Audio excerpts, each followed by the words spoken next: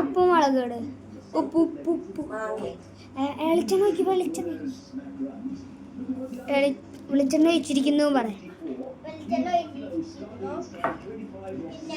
ഉപ്പും മുളകും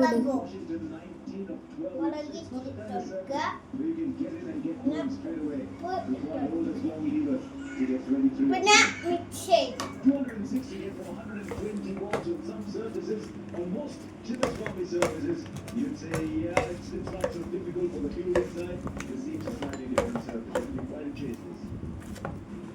അത് മതി.